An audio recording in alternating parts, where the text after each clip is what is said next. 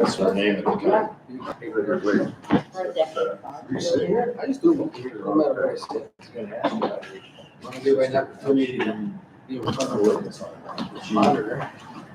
This is really bad. She got in the. Eddie, and now she needs to be drawn on the Oh my God. office. Okay. Not a drama. We'll do. Yeah, I'll let you know. 12% on the kidney and the Eighty, liver 12% of the swears. function. Oh, okay. So it's time is of the Yeah, I got essence. both. Martha's on one as well. How old is she? She's 67.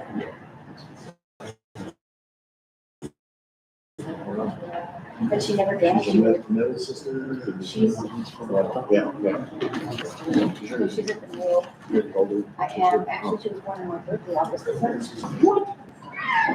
Is it your birthday? Good timing. Were you mad about it? Oh, Yeah, right. Oh, really? Yeah, right. Wait a minute. You can't have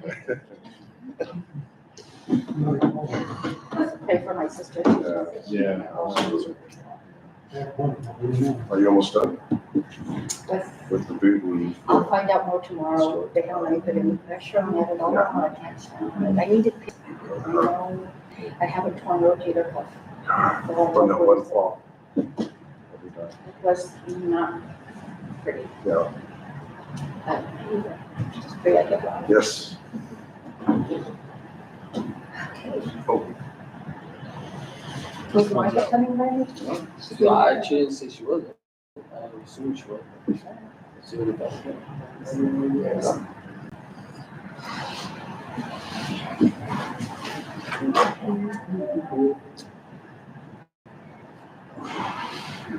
This could be a really exciting meeting, right? Learning about Robert's rules. Robert Rule.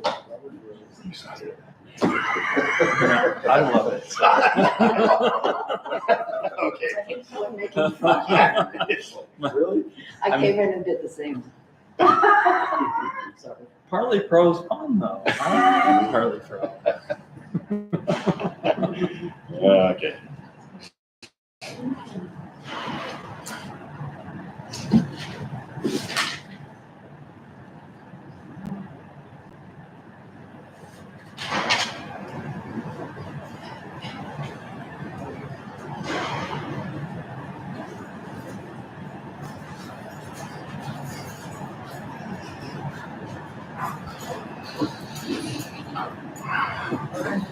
Ready. All right. Hold it. Well, today is July 15th, 2024. It's 5 p.m. And this is the Planning and Zoning Historic Appropriateness meeting.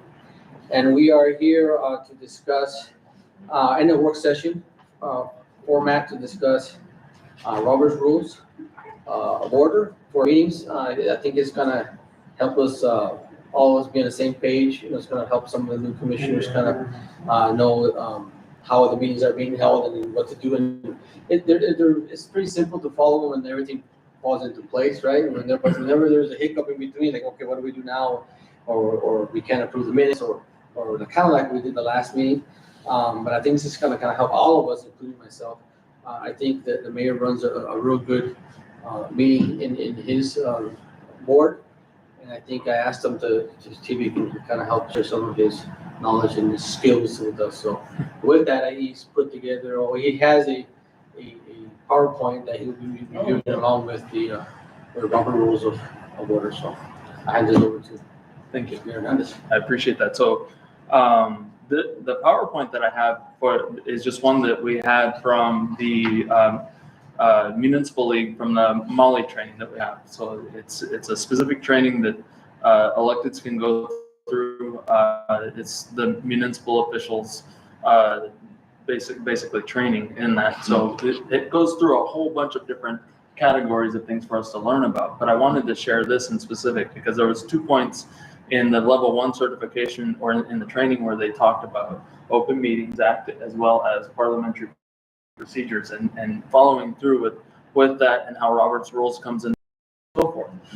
So I thought that would be a great point here. So with this, I'm not going to go through word for word, slide by slide, because Parley Pro can be one of those things that's not very exciting. I just want to touch on the basics though of efficient operations of meetings, things that I've learned that have helped me and things that I think will help you guys as well. So, and just going through all of this. In the notes that are here, this is from the notes kind of from the second presentation that's there because I didn't want to run two presentations at the same time. But also on there is some other just kind of comments and notes for us to kind of follow through in some general things in there. So with this, it just as it is, the kind of an overview is, we're going to be talking about public policy and open meetings. When does OMA apply? Notices, agendas, which we all go through. Eddie deals with a lot of that, emergencies, executive sessions, so on and so forth in that, because you can have executive sessions as well. As I have noted up at the very top, Robert's Rules of Order is written to basically help facilitate an efficient and quick decision-making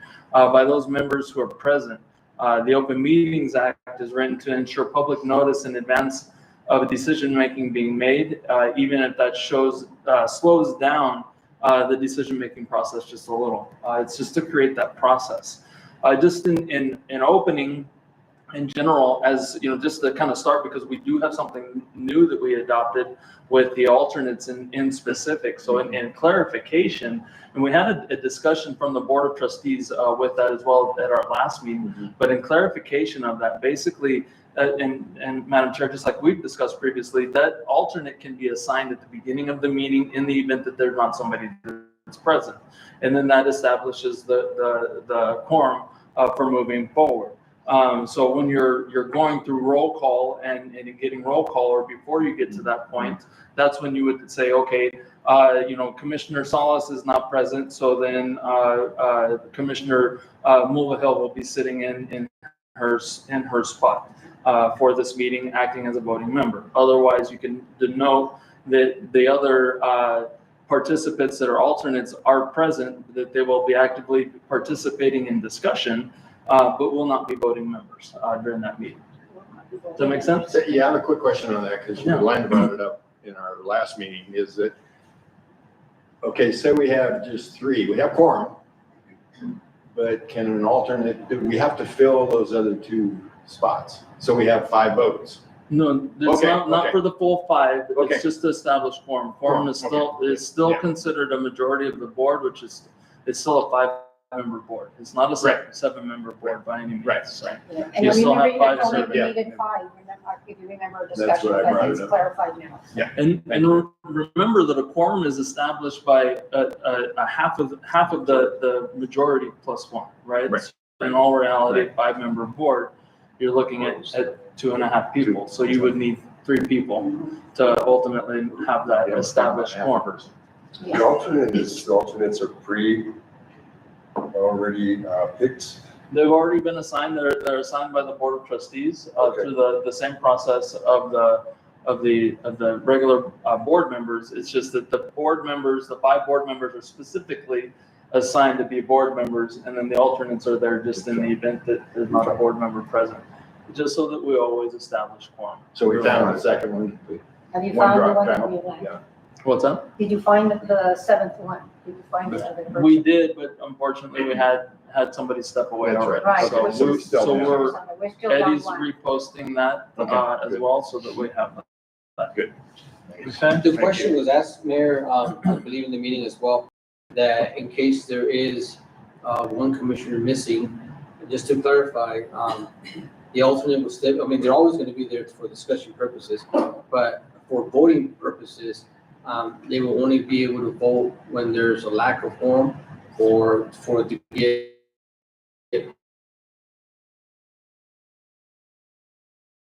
I mean, if we have the full 5 people, the thought would be that if we have 4 people, that the one alternate could, or one of the 2 could step in and act as a voting member in the place of that one. So if we have 3, let's say, he and I and the alternate. I can assign. That establishes quorum. quorum, and she will be the voting member. And it needs to happen at the beginning of the meeting, and that way, after roll call and the quorum is established, then we can't add them after. Correct. Yeah, so it has to be established at the very beginning of the meeting to open up that full, to continue with the meeting ultimately, so. Let's say we have a commissioner that comes in late. I That's a still, good question.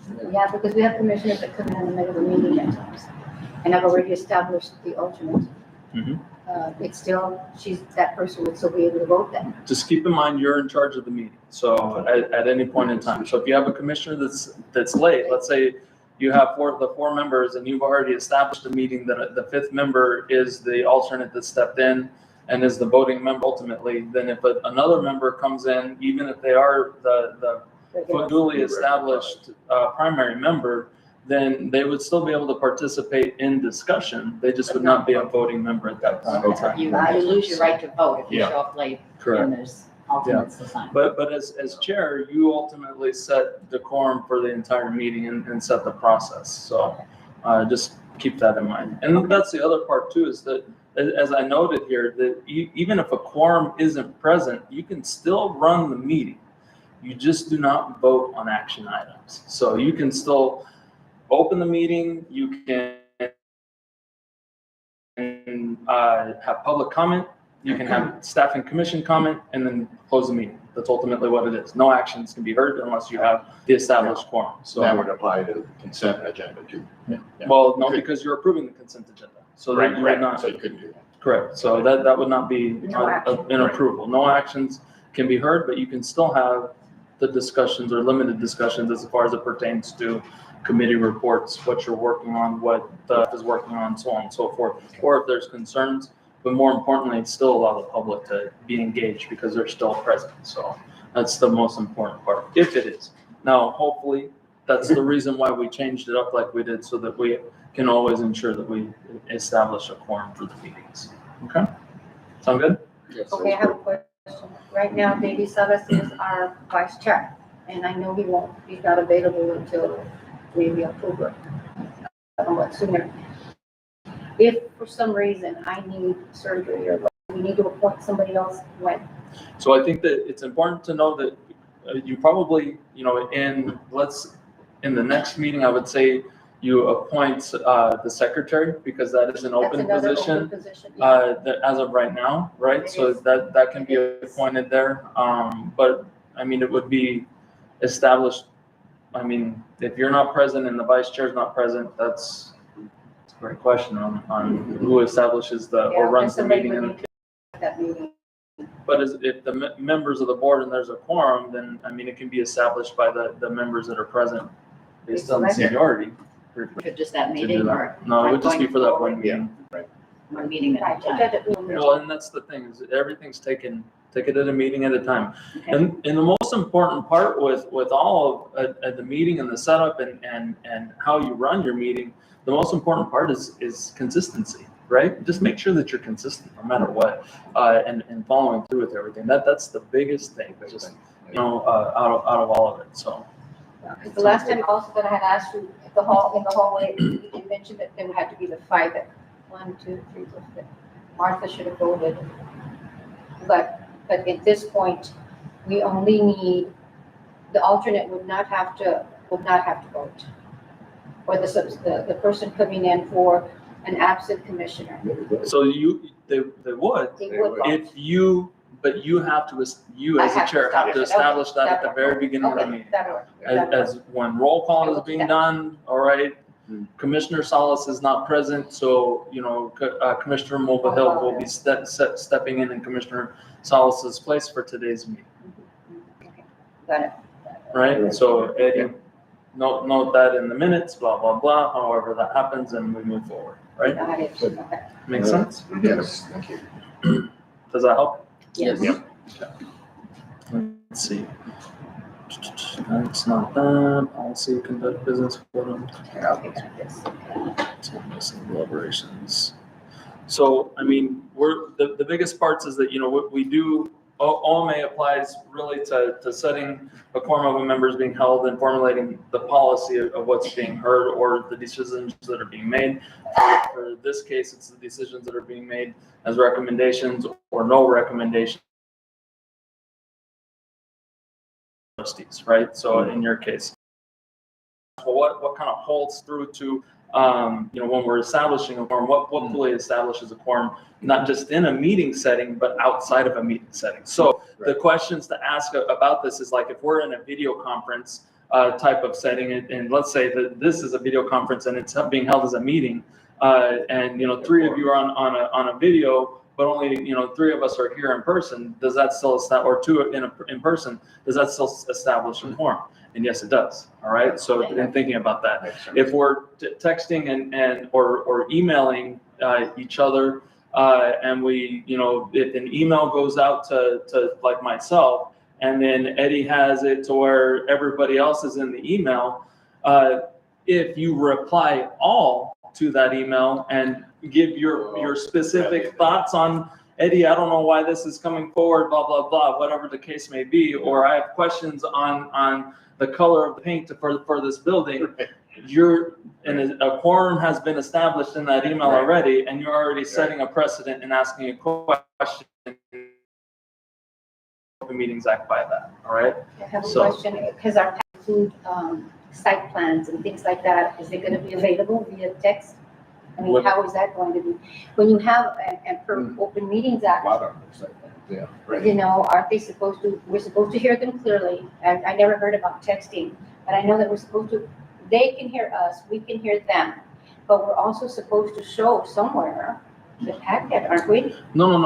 I'm talking about specifically between the commissioners. So just the commissioners. And so, like, if you were all in a group email, all in one email, and you were going back and forth asking questions to Eddie, but hitting reply all to that, or let's say in a message, it's a group message that has everybody in it, and you're sending the questions in a group message, you can ask Eddie directly those questions, right?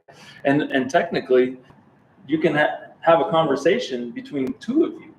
But the minute that you involve a third person, you now have a rolling quorum, all right? So you've already established what's considered that rolling quorum at that time that really breaks Open Meetings Act completely. So that's why it's important that if you have questions or concerns, reach out to Eddie. He's your guy to be asking those too. Just Eddie. Yeah. Yeah. Not reply all. We shouldn't be discussing any cases amongst Right, ourselves. yeah, that's right. Okay.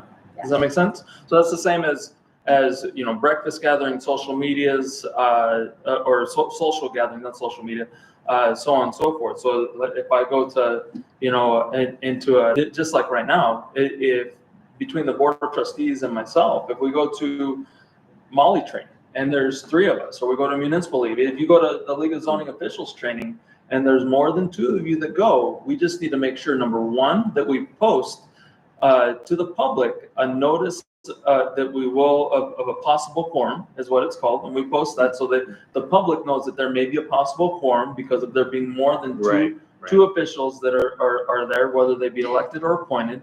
But we also want to make sure that we don't talk business during those events. So we keep it strictly to what it is, So if it's training or learning about training, we can ask the questions like how we're asking questions today. Ask those questions and we get the answers as a whole. That's fine. But if it's something that is current business on a current agenda, bypass that completely. All right. And in any social setting or any type of meeting, because that could be the potential, especially between the commission that they appointed and the elected officials. Make sense? Yeah. All right. Does that help a little? Yeah. Okay. We know that in our meetings, the meetings have to be posted at least 72 hours in advance. And then in the areas, the biggest part is they have to be posted online. That's the number 1 area. And then we have all of our other posting locations that have been established through the adoption of our first meeting of the year, right? And following through where that may be.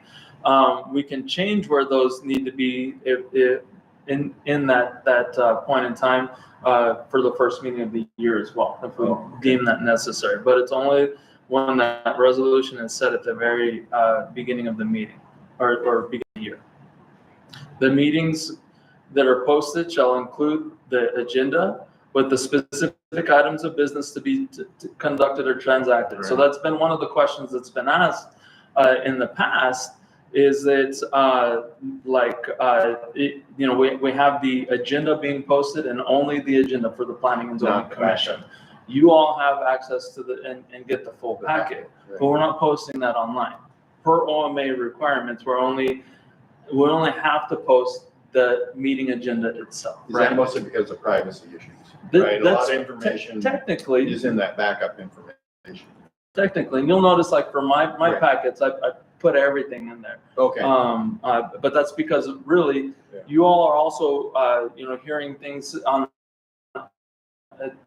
as a quasi judicial side as well. So right.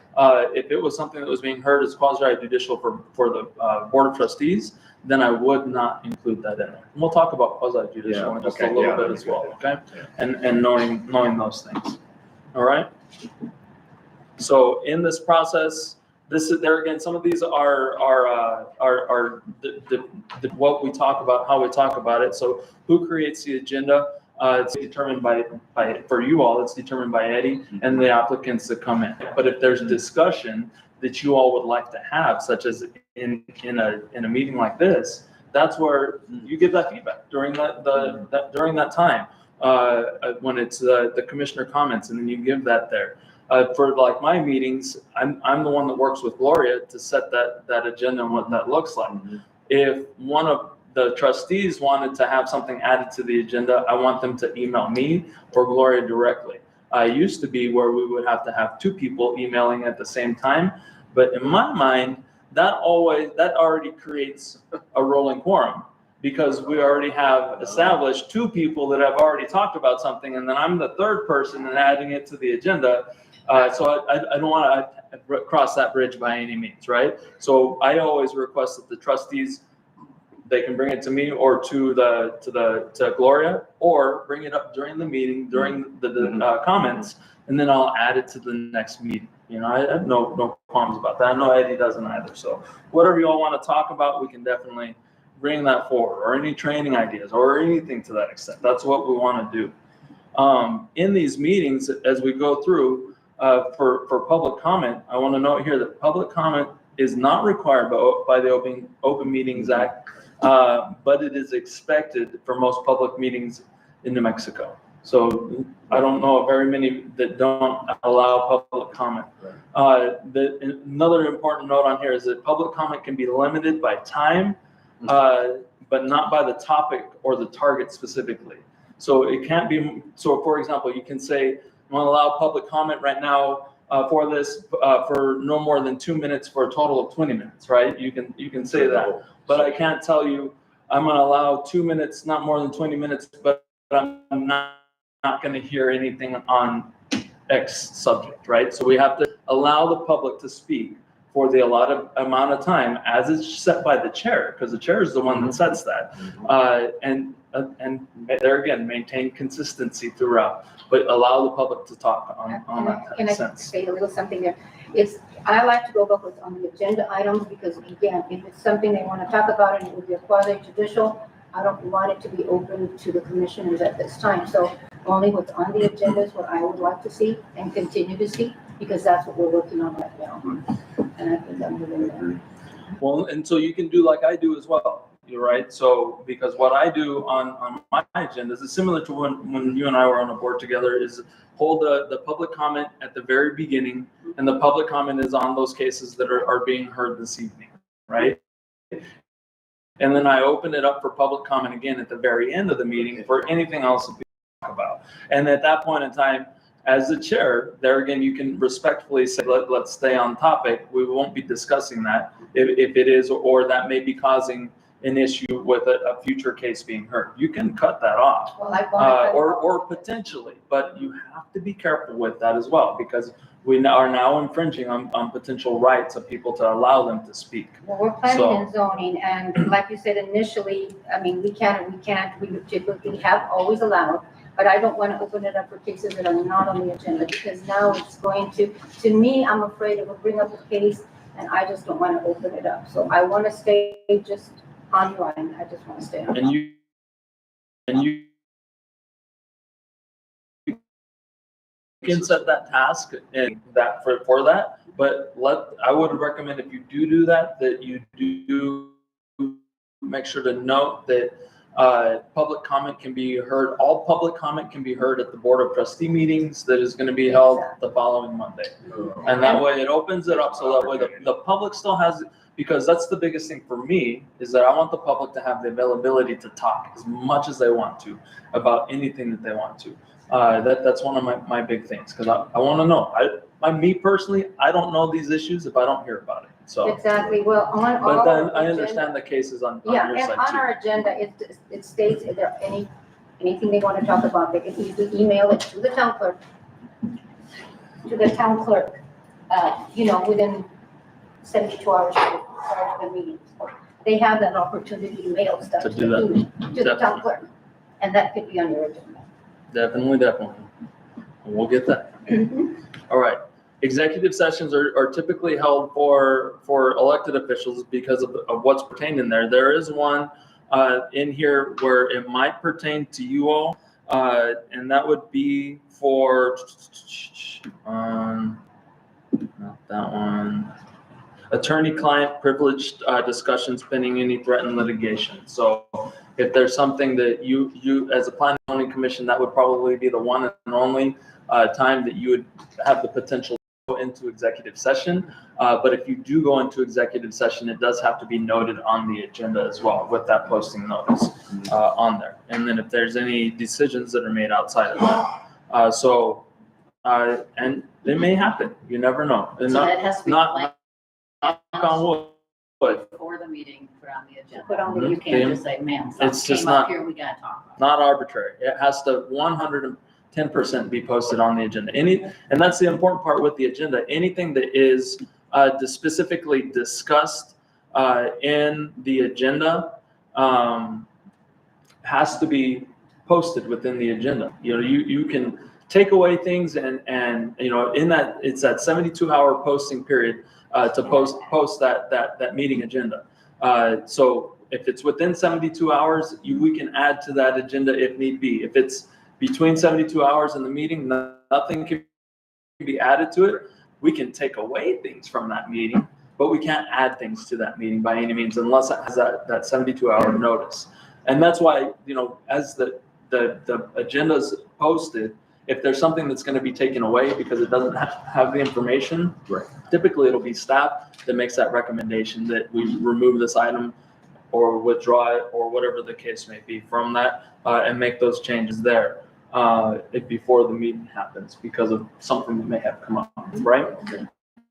The important part is that there in these meetings is that, so those are for regularly scheduled meetings, which we regularly hold on every other Monday, right? But there might be a time where there might be a special meeting that we do. Special meetings are still going to hold true to the 72-hour posting, and special meetings can still be scheduled at any given point in time.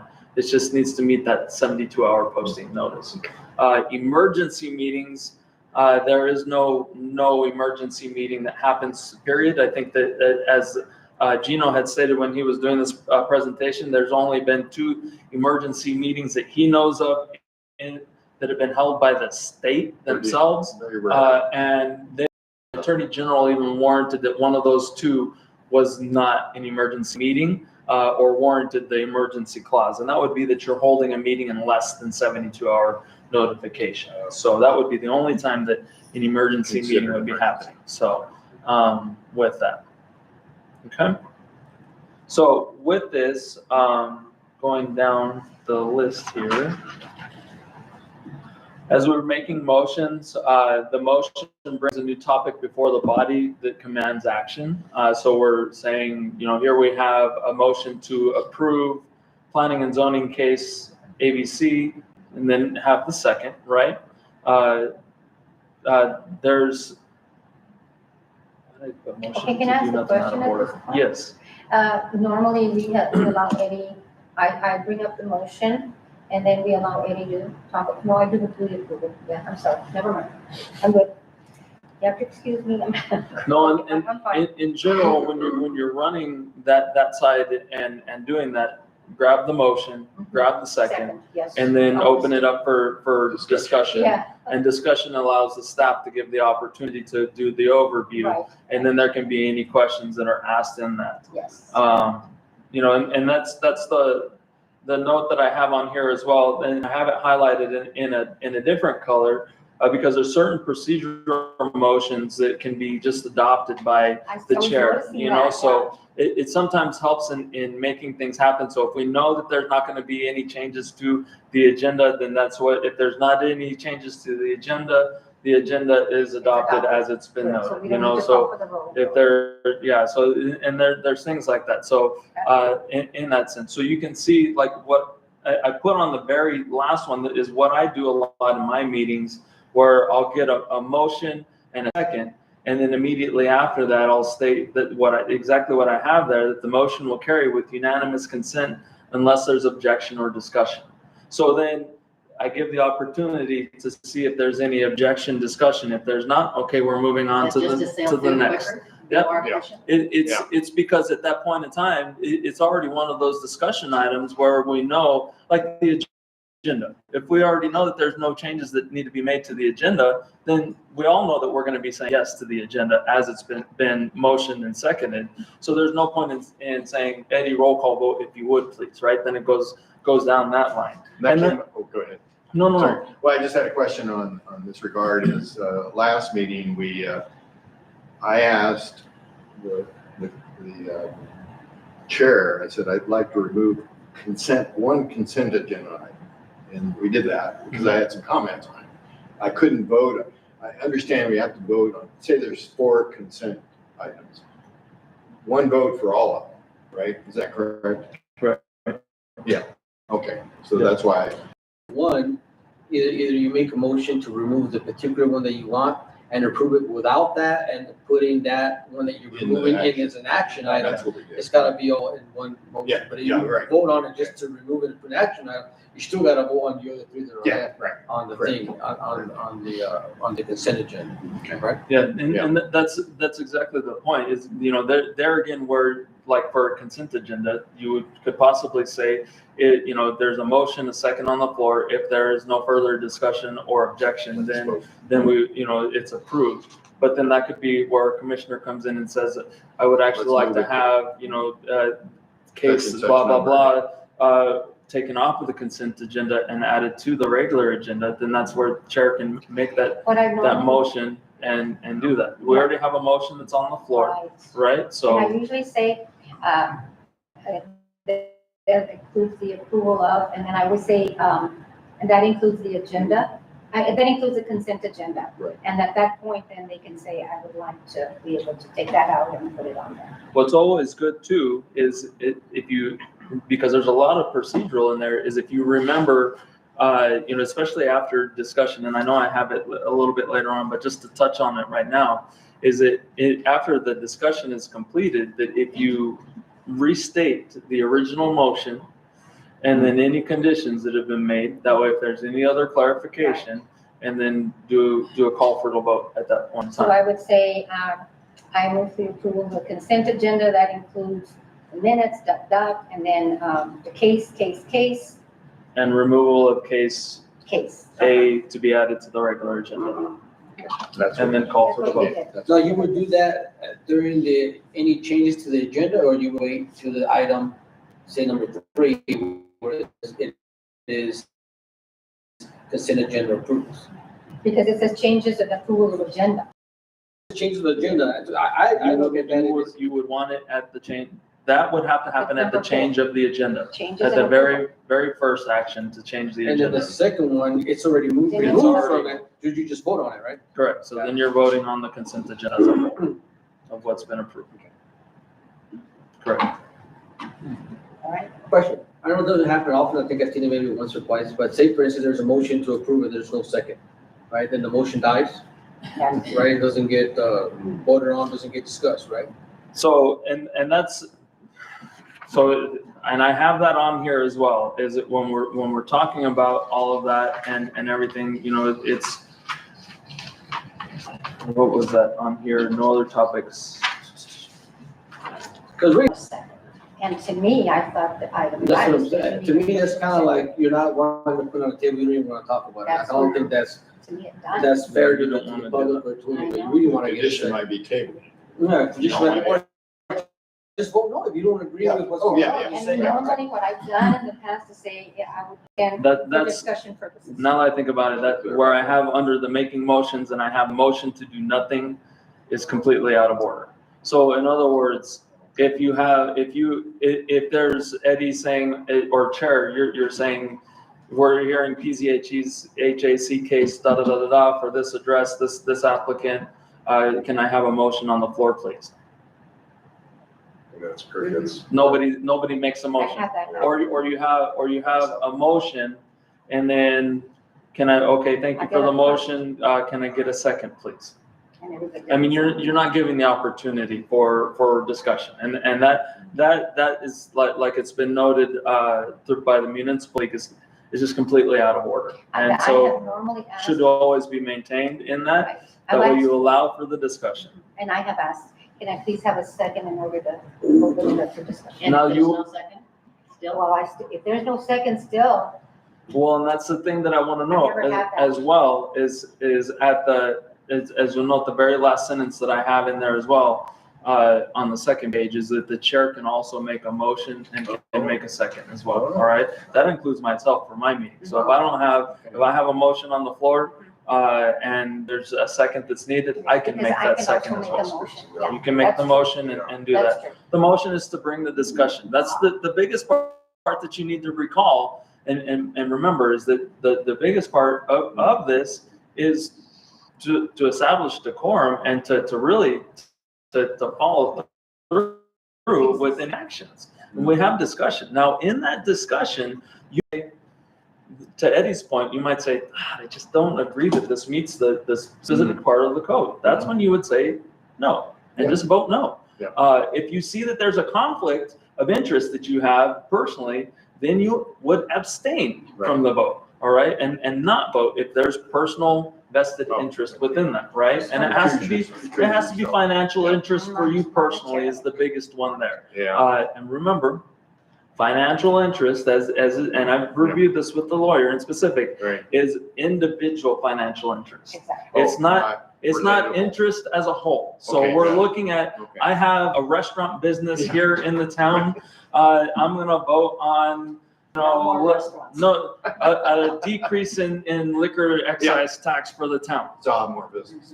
Would I benefit from it? Yes, I Yes, would. you would. But I benefit as a whole from Not the industry. It's individually. not me individually, right? So it would be different in saying that restaurants that are along the corridor in specific would be subject to this specific. Right. Change. And here I am, the only one that has a business on this corridor. Whoops. No, I'm kidding, but that would be the kind of example on that, when you would abstain. And Madam Chair, that's where you would also be able to have the opportunity, if you know that there is a conflict of interest ahead of time, you could also ask for that person to recuse themselves from the vote as well. But If it is a no. Reclusion is also up to the person, right?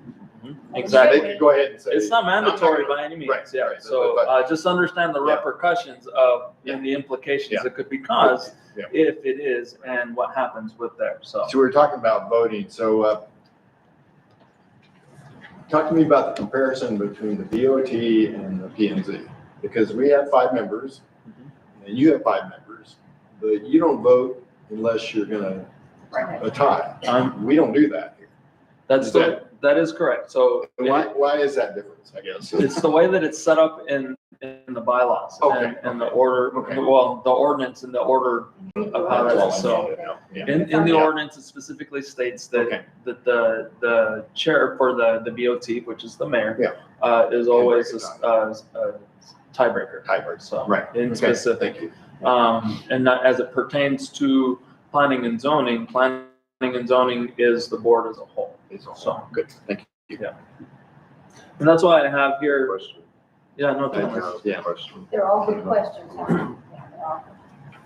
they're all when we have these motions and we have, so when there's a motion, like here, making motions and amendments. So when we have a motion that's pending, a motion on the floor, nothing can be discussed until that's fully seconded. Any other items can be discussed after that. But if you start discussing something and having discussion and you want to make an amendment to that or a condition, then you want to make sure that you state that condition, and then you're only discussing that condition at that point in time. That condition serves as a motion for the action that's being taken at that point in time. That condition still will require a second and a separate full vote on that. So, for example, like I have above there, I have the member one says, I move that we build a bridge over the Acequia. Is there a second? There's a second. It's been moved and seconded that we build a bridge over the Acequia. So is there a discussion? And then it would be, I'd like to see a condition that the bridge be built out of wood rather than stone, you know, whatever the case may be, right? Just as that. Okay, well, what's the purpose of this in bringing up discussion? Is there a second for that before we continue discussion, right? For there to be this bridge built in wood, then it continues that discussion on that. A vote for the bridge to be built in wood.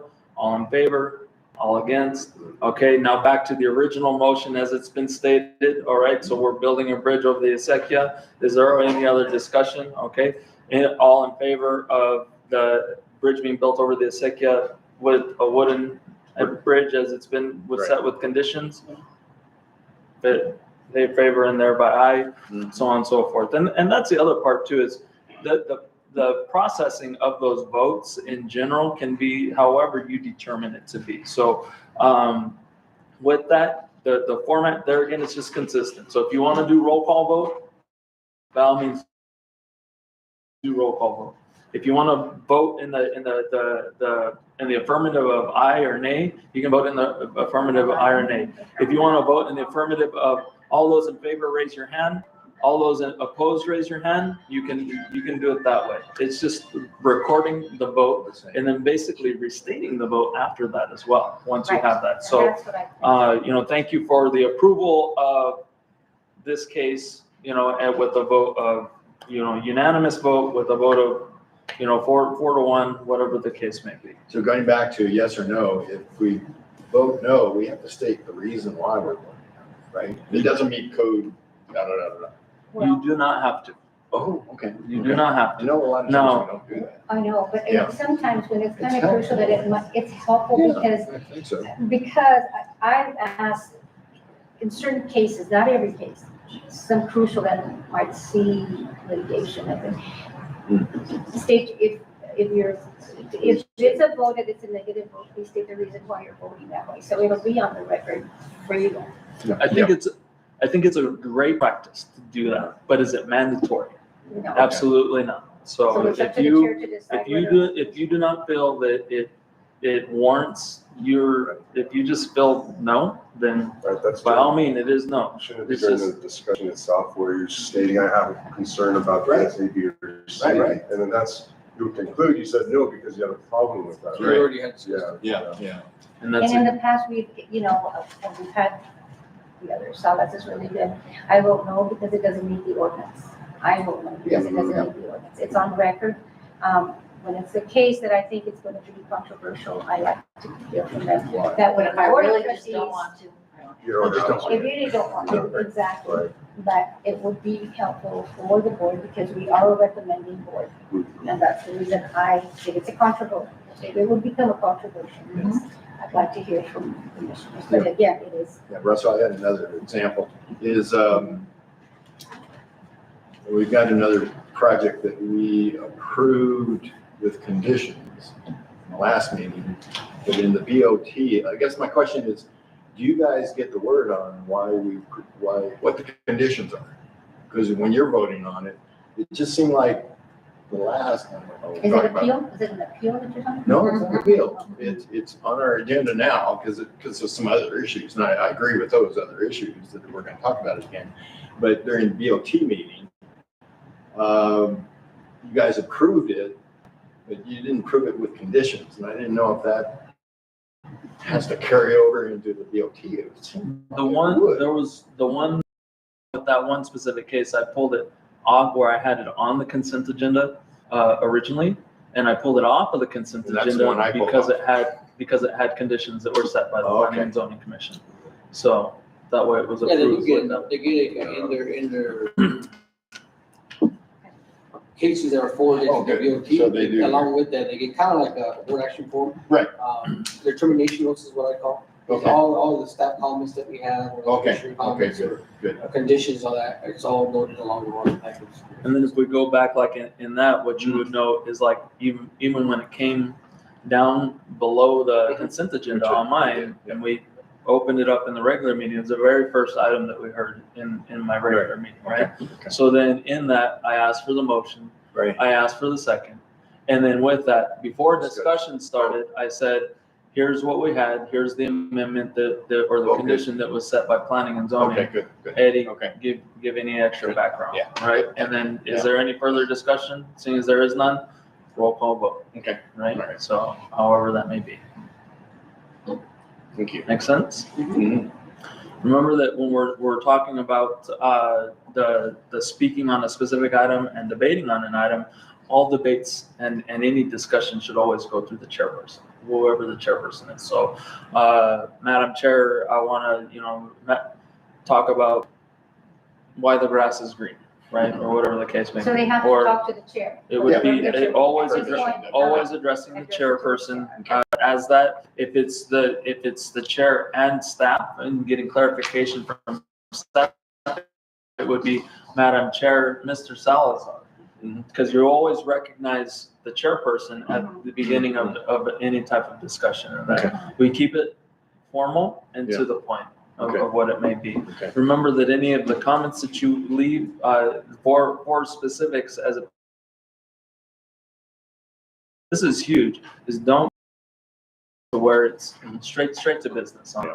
You know, I think, or I believe, that's great, but let's talk about how the ordinance truly applies to the case and how this really gets there. This is the way that I interpret the ordinance. That's a different way of saying it, right? But the way that we personal injection into something that doesn't apply to that is not appropriate by any means. I know it gets kind of dicey when I know our charge is to go ahead and see whether it matches the code.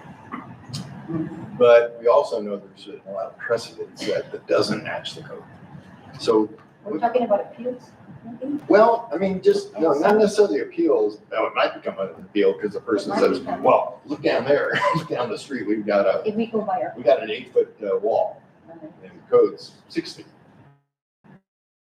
So I don't know how you. At the end of the Want to day, kind of what address I that. really want you to think about, especially as it pertains to the Planning and Zoning Commission, is that you're Mhm. looking at the specific case that's being heard in front of you, Right. and it's being heard with the ordinances as you interpret it. And that doesn't necessarily mean that the way that the ordinance was interpreted by a Planning and Zoning member 20 years ago, Right. or it might be interpreted completely different by Put your someone. blinders on and you're looking at.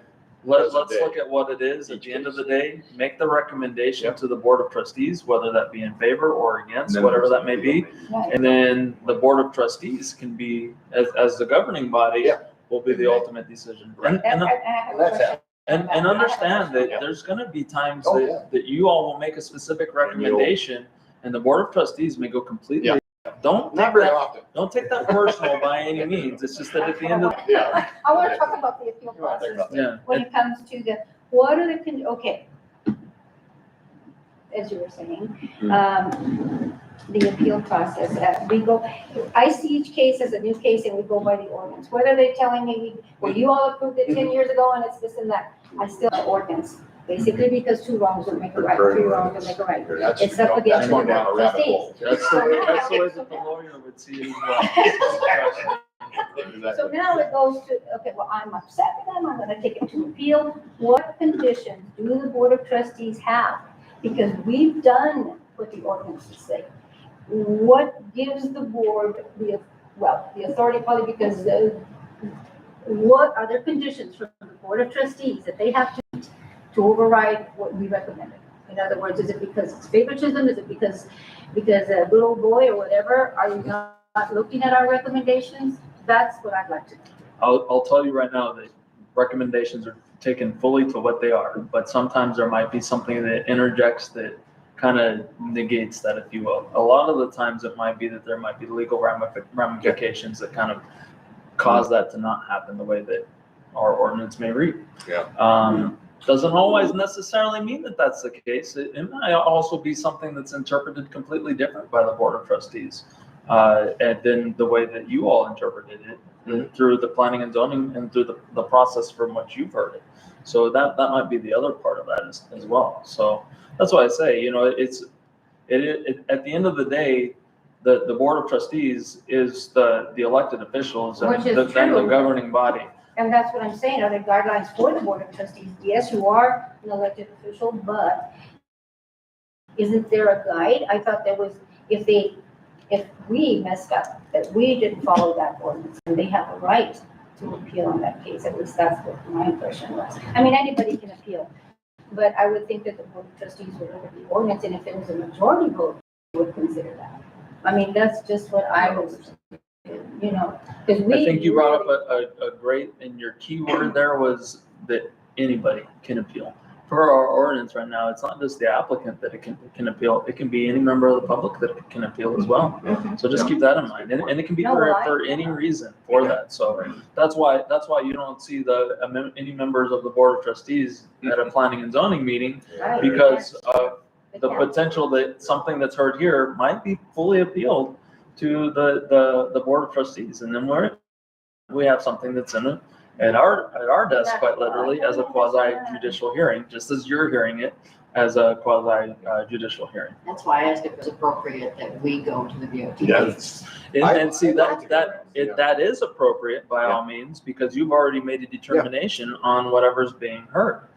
So there's nothing wrong with that by any means, because it's us going to your meeting that's already has a hearing that's being, or something that's being heard, based upon the facts that are being presented. Yeah. We don't need to be presented those facts until it literally comes up to us. So, because there should be no prejudice that's been made by any means for anything. And we know the codes, it's all made up of words, and we have a different interpretation with us, and the same thing with VOT. So I kind of try to go back, if I'm a little bit confused about the code, the way it's worded, I kind of say, well, what's the intent? What are we trying to accomplish here? Even though I might not use the same words, but I think that's I don't know how right else you there can do it. in that thinking is what's the intent of this? Because remember that when we were fully codified, just a few years ago with this code. You know, it is impossible to write down rules, codes, laws to satisfy every situation that's gonna happen. That is why there is a committee of 5 or more. So each one of you can interpret the code, hopefully it's consistent with one another, but there are gonna be times that it's not. And that's why we vote. And that's why it's okay to voice your opinion and say, even though the majority is going one way, and if you interpret it a certain way, then you need to stick with your guns and stick with your, and so you know what, this is what I think, and if you want to give an explanation, you give it, if you don't, then you don't. That's just simple as that. That's why the diversity doesn't hurt. I think for you all, the biggest thing to know, and this, I'm gonna say this just because I think it's huge, especially for the Planning and Zoning Commission. You're receiving the information. You're receiving the information as it's been provided by staff. Hopefully, with you receiving your packet, you've done your homework and looked at what it looks like on the back end. But if you feel like there's something, maybe there's public comment that comes in, and the public comment makes you think, well, holy moly, I didn't even think about that. Let me look at that. And if you have your book, you can look it up at that point in time. And if you feel comfortable enough with what's been said in moving forward with the vote, then move forward with it. But when there's that motion and that second, in that discussion, you can really say, I do not feel comfortable with the amount of information that is being given. I would feel more comfortable with us postponing this until the next meeting. And that the important part is there's a huge difference between voting and tabling. All right. We use both words. I'm not wondering about that. And they can't be used interjectively. Yeah, So right. if you table something, you're pulling it off of the table or off of the agenda from being heard right now. But you're going to be hearing it before the end of the meeting. So it will be brought forward back if it is tabled by the end of the meeting. That's just moving on. So you're just tabling it from being heard. That's why tabling has always been used inappropriately and incorrectly in the past. but we also said, yeah. You postpone, when you do it, you postpone. I want to Then you postpone this until the next meeting for A, B, C, That we need X, more Y, Z. information to And clarify what then the you project set the is. standards Yeah, on why the that makes postponing. sense. That's a motion. There needs to be a second for that motion as well. Yeah. All right, Okay. and then a roll call vote at that point in time. If there is a postponement during a case, then it postpones it fully. You don't have to go back to the original vote at that point in time, as long as the majority votes in favor of the postponement. Now, once you, and I totally agree with that, but as I mentioned a while back, I don't think some of you have heard it, but, we're here, our priorities here to listen to these cases to serve our community, right? Now, many times there's, again, just like the codes, a lot of the information that I give you might not be everything that you feel comfortable with making a decision. And that's why those packets are, this last time I sent them on Friday, I'm definitely gonna do my best to get them out by Wednesday. But so you have them, and there's a question on it that's preventing you from feeling comfortable from doing a vote, get a hold of me. Send me an email or something, I'm not comfortable with this and that. What part of the code did you read? Or how do we go about doing this or that? And then I'll give the information. I don't expect a response or, your which side of the fence you're on, but when you come to the meeting, you already come with a decision. Postpone every other week, right? Now you postpone it, now you're asking these applicants to wait a month before it gets any kind of consideration. And I don't think that's fair many of the time. I feel that many of the times, but I don't give you enough information that you can't make a decision. That's on me. But it's also the commissioner's responsibility, once you get the package and you have everything in front of you, to wait for the meeting to bring up those concerns that I can't answer or take care of at that time, at that point. Well, and that, to Eddie's point, I think that's a key thing, that you do that ahead of time, because then it gives staff the opportunity to research that and make sure that everything's being followed the way that it needs to be, and bring that up just during the discussion, because staff can make those recommendations as well for a condition or whatever the case may be. What a great resource. As that, is, so- right? You can just go up to them and ask. Yeah, exactly. You do research, you have some clarification, so it adds to. And if I don't, Guarantee he will get you an answer. He will. if I don't know, and every answer that I get is gonna have something in writing with something that's concrete. It's not gonna be an opinion. I've always said it's gonna be non-biased. I always ask the applicant to show up. I recommend it to show up, because it's not mandatory. Because again, some of the questions I can't always foresee what you're gonna ask, and I hate for them having to wait another 2 weeks. But if they're not here, then that's some of that responsibility is off my shoulders to say, you know what, if you were there, you could have been approved, right? That's So right. So, just to kind of keep that in mind. yeah, so go back to the cabling versus the postponement. Cabling, you said you address it at the same meeting. You just move it Or down. why You just move it down. why do And then you table have it then? discussion. I mean, What is the point? if I want to table it because I'm not clear about the project for whatever reasons or interpretation of the code, what's it gonna be? What's it gonna be good for doing it after? Well, maybe it's something that was one of the That's what members it is. that Well, that's wasn't why there we on have the time. discussion. Yeah. I mean, we have the discussion. If you have Yeah. a problem at that That's time, we'll true. do the That's true. discussion. That's true. Okay. It could be that maybe the chair calls for a short recess to review the code in between, That right? would be a good idea.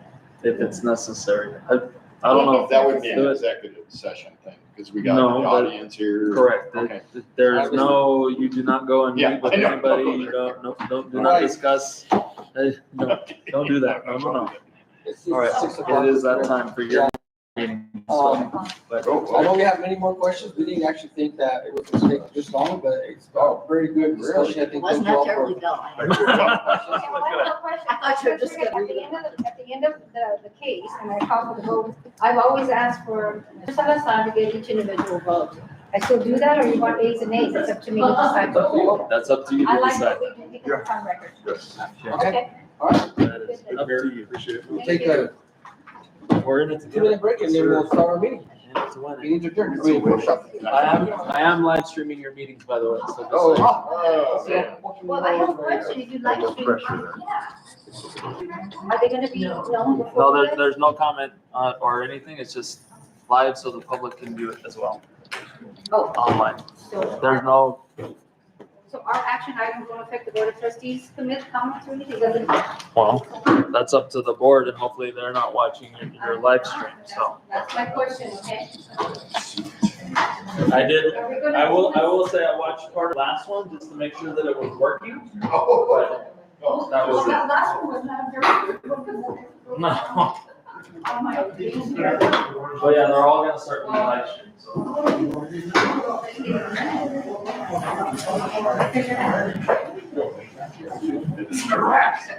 Lock this up. all right. Thank you for your time. Always. Anytime. You're killing it. Always. Sure. Working. Yeah.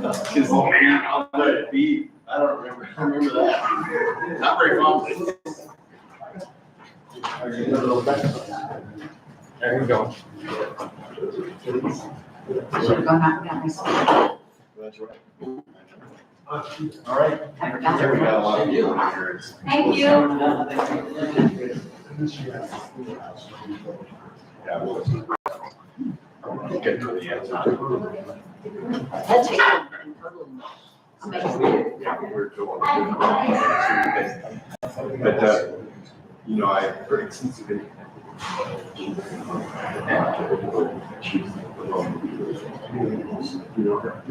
Only. It's a question of they grew up to scale. Got your scale in your Order paper. And I did, it's wrong. Clear, but you have to hear about it. Share with also.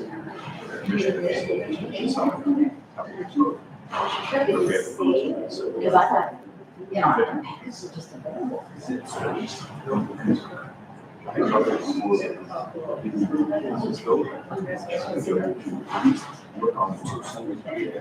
Where was that? But I also, so much ago to the site. If you want to stop. I think that's. Well, when you were talking about the ductwork, I have no idea what you were talking about, because I had. Well, I'll bring that up. I'm gonna go right past it, okay? All right, cruising I by. just told this fun because it was open. It's a great spot.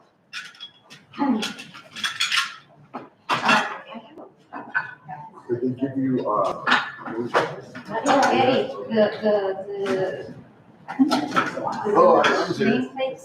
my Oh, official there one? you go. Sure. Mine anyway? You get one more. I already ordered yours already. Oh, thanks. Waiting for it to finish. Okay, here we And go. it's even No. 2 year, Not here. or and I'm the 1 year. Yes, you're the one you're. Well, that's a good question for me. Am I just replacing on that? You're replacing Carlos. And that's No, he's 2 years replacing or 1 year? Rockstar. Rockstar. Rockstar. So you gotta finish his Which is term. December, I think. My name. Oh, no. I thought it was the last one. Because. Yeah, well, anyway. Next year, but y'all look into it, I'll let you know. But yeah, you replace Rockstar No, apply. and. He's replacing Carlos. So we gotta be good. Carlos, actually Carlos was their secretary. Jesus, how it hurts. Well, I'm ready when you are. And then Carlos is vice chair, but he's not gonna be. What's the deal?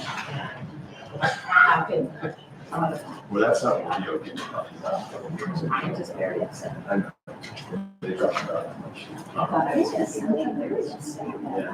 It looks like they're gonna work. Excuse me, this is It's it. not very fair. It's not. It really is. We don't. So I need to. take time off. Look at me. We don't I'm have here. quorum. I know. I know, I'm here like. Yeah, beautiful. It is 6 o'clock. Are we ready? Is everybody ready? Yes, an alternate. No. Okay. We will start the meeting. I welcome everyone. The first item, or I shall say this is the Planning, Zoning, and Historical Appropriateness Commission regular meeting. It is, today is Monday, July 15th, 2024, and it is now 6:06 according to the clock. The first item is the Pledge of Allegiance. If everybody please rise. I pledge allegiance to the flag of the United States of America and to the republic for which it stands, one nation, under God, indivisible, with liberty and justice for all.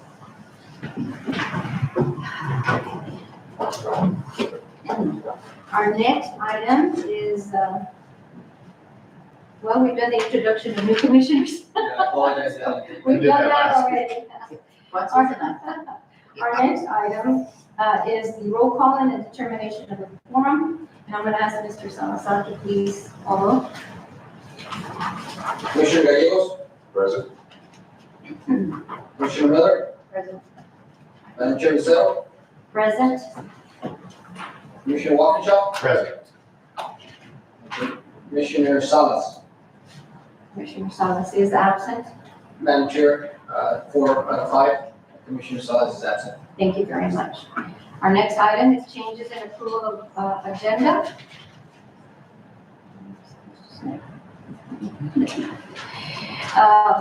I would then, since there are no changes, then I'd like to adopt the agenda, please. So moved. Second. You want to call for the vote or I approve? If you want to, however, this is kind of new ground New stuff. grounds, I know it states here, are there changes to the agenda? If not, it is adopted, so it is adopted. Okay, let's follow the rules, just learn the new phase. Okay, so now the next item is public input. The public is invited to address the commission regarding items listed on the agenda as allowed by the chair. You can also email your comments to the clerk treasurer at messianm.gov at least 72 hours prior to the meeting. Okay, at this time, public hearing. All right, I see none, so we will move forward. All right, okay. So now, we have the approval of the consent agenda. That will include the meeting minutes of July 8th, 2024, work session, and the July 8th, 2024 regular meeting minutes. That will also include the temp sign 061860, 2310 Avenida de Mesilla, sign case 061864, 2310 Avenida de Mesilla, and business license 1252 5585 Red Wolf. Accept a motion to approve. Move to approve. Second. Moved by Commissioner Gallego, second by Commissioner Walkinshaw to approve the consent agenda as stated. No discussion? Okay, motion passes. Actions and consideration. Our first item then is case 061853 at 2030 Calle de Parian, and that would be submitted by Clipping Vintage. And I understand by this that I will accept a motion to approve case 061853. So moved by Commissioner Miller, Second. second by Commissioner Gallegos.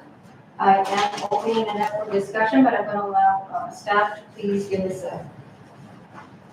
Yes, Madam Chair, Commissioners, you notice this case was brought to the commission last meeting we had. The commission did vote on it, on this particular case. This request is for a sign on a new business that is starting at the 2030 Calle de Parian, is operating at 2030 Calle de Parian. Reason why this case is back in front of you for consideration is because I made a mistake. In the packet, we talked about everything exactly how there was no errors there, but there was a picture that I included that I thought, I think maybe could have persuaded maybe one of the commissioners vote or on this subject matter. And it's important because it's the difference between the wall sign and the hanging sign, or projecting sign, what it's called. And in the picture that I posted, it wasn't, it's the door right next to the one that was being proposed or requested. So I wanted to make sure I came back and I gave, the applicant, she is here today, an opportunity to speak, and also an opportunity for the commission to look at it again, to decide if that was the correct decision at the time of the information that you have. Okay, so, I stand by for questions, and I'd like to invite the applicant if she has any comments as well. All right, Commissioner. Okay, I am asking the commissioners. Last session we recommended it with condition. Condition was to go to the wall sign rather than a hanging sign. That is correct. Madam Chair, did we get a first and second motion on this? On this case, yes, we had Commissioner Miller do the vote, but first, Okay, she voted to approve and Gallego second. I apologize, I did not. Yeah, we're kind of changing things in the middle. Yes. Okay. Yes, and to make note, Madam Chair, Commissioner Walker mentioned that, the last meeting we had was an approval for the request, with the condition that it be a wall sign, versus a hanging sign. Due to the, limited area where a hanging sign could be installed, right? Just a question, so the height of the sign, hanging sign, what's the problem? There's any, where's the post is, That is correct. If you look at the picture in the packet, there is an area there where it is kind of, now I had a little bit of explanation from Commissioner Walker, but there's almost looks like ductwork in between the first and second story of the building. I believe it was, as I'm being told, it used to be like a projecting foundation of some sort. Concrete, yeah. Exactly, so they cut that off and they put that on there as to cover up the eyesore, I guess, and said maybe it was temporary, because they should have just planned it out, right? I don't know, there must be reasons for that. Either way, because that's there, and the proposed hanger on the back, that would either have to be above that, ductwork type structure, or below it. And having it below it would obviously not meet the 7 foot above the sidewalk. They don't have that one, but yeah, they do have the ones that you sent me. Okay, so this is like later ones. I can, Okay. okay, so with the applicant here, Ms. Maya. Yeah, Maya, Ms. Maya. Okay, yeah, she's just like we discussed, she's proposing to have it above just above, or maybe on, if possible, if it's strong enough, the hanger itself, and the sign will be actually projecting below or lower than the ductwork itself. So the only issue with that is like, Ma'am, we need you to introduce yourself for the record. sorry, my name is Maya. So the only issue is that, so there's my door, a very small window, and then another door right next to that, which is locked because it goes to an Airbnb. So the only place for a sign is gonna be right by the Airbnb, which is gonna, you can see my store is closed though. Unless they turn my door, obviously. But, I do know that the building that was there that just moved around the corner to the chocolate lady, she did have a round hanging sign. I only know that because I painted that building. And so that, building column is actually solid concrete. Yes, so I asked her what kind of brackets she got. And if it needs to be on the wall, that's okay. I'm just gonna probably need to figure something else out. Can I see that drawing again? I'm the one providing it, that you just bought it, I understand. It's just, it's an outline, what you have there is Sure. the one in the packet. So it extends out over that duct. See it? Column. And where's the sidewalks right here? Is it gonna go on the street? No, it's only about 3 feet and the building color itself is almost 2. So the sidewalk, it wouldn't even go past the sidewalk. And the height, you said is 7? Yeah, that way it would clear, make the 7 foot clearance, because if I went under some building collar, it would only be like 5 feet, it would be more flexibility. So, right, yes. So. Thank you. Exhibit A. Exhibit 8, thank you, sir. Commissioner Walker brought this in, I appreciate that.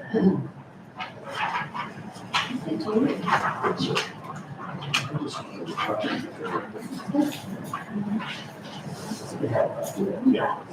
are just measurements that- Much more fancy. Yeah. No, that's okay. Another thing I'll just, to distinguish review, is being there is a section. So this is a totally different picture. Yeah, they do, like I said, So it's- we're on. I don't